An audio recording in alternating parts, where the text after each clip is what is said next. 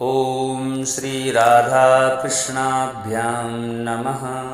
ओम श्री पितृदेवाय नमः। प्रिय भक्तों, आइए श्रद्धा और भक्ति के साथ में सर्वपितृ अमावस्या की पावन कथा को श्रवण करते हैं, क्योंकि यह पितरों को मुक्ति प्रदान करने वाली पावन कथा है।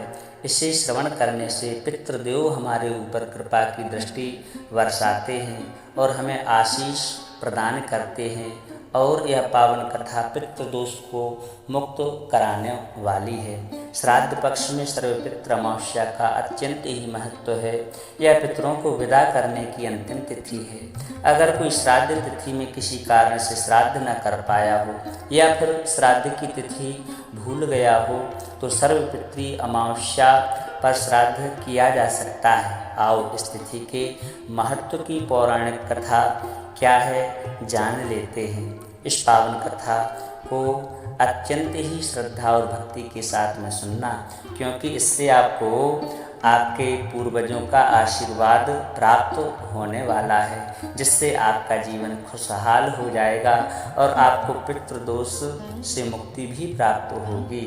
आइए श्रवण करते हैं। देवताओं के पितृगण अग्निस्वात जो सोमपत लोक में निवास करते थे, उनकी मानसी कन्या अक्षोदा नाम की एक नदी के रूप में अवस्थित हुई। मत्स्य पुराण में अच्छोद सरोवर और अच्छोदा नाम की नदी का जिक्र मिलता है, जो कि कश्मीर में स्थित है।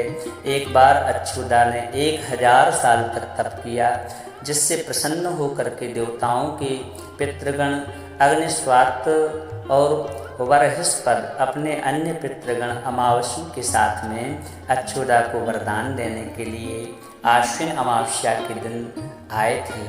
उन्होंने अच्छोदा से कहा कि हे पुत्री, हम सभी तुम्हारी तपस्या से अत्यंत ही प्रसन्न हैं, इसलिए जो भी वरदान मांगना हो मांग लो। लेकिन अच्छोदा ने अपने पितरों की तरफ तो ध्यान दिया ही नहीं, और वह अत्यंत तेजस्वी पितृ अमावस्या को एकटक निहारती रही।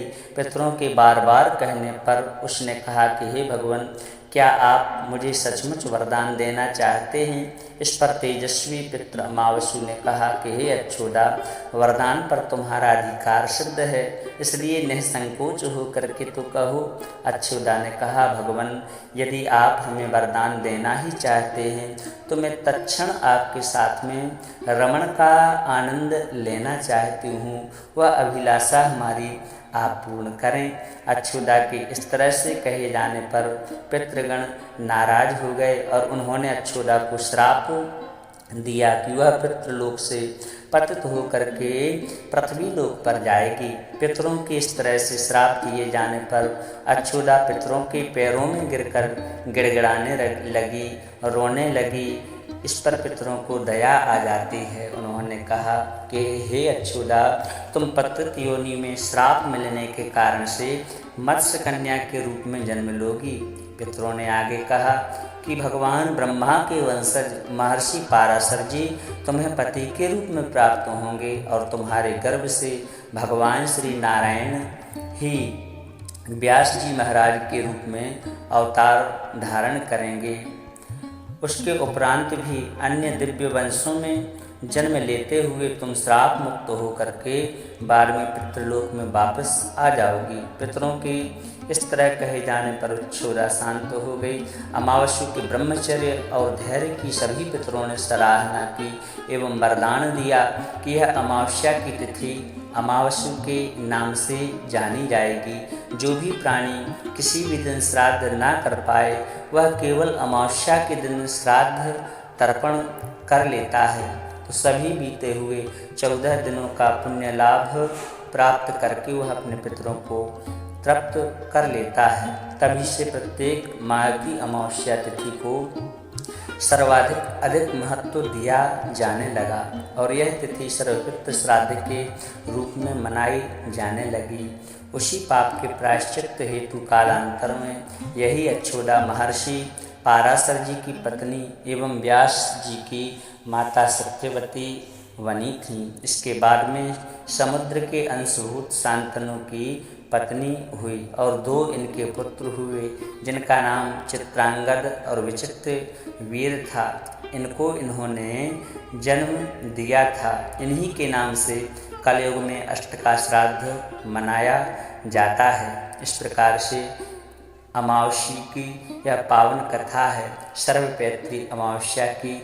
इस पावन कथा को श्रवण जो भी भक्त श्रद्धा और भक्ति के साथ में कर लेता है, उसके जीवन से पितृदोष नष्ट हो जाता है और उसके ऊपर उसके पूर्वजों की कृपा सदैव बनी रहती है।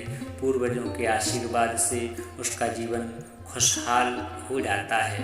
वीडियो यदि पसंद आया हो तो दिल से लाइक करें और चैनल को सब्सक्राइब करें तथा साथ ही कमेंट में जय श्री राधे, जय श्री कृष्ण अवश्य लिखें।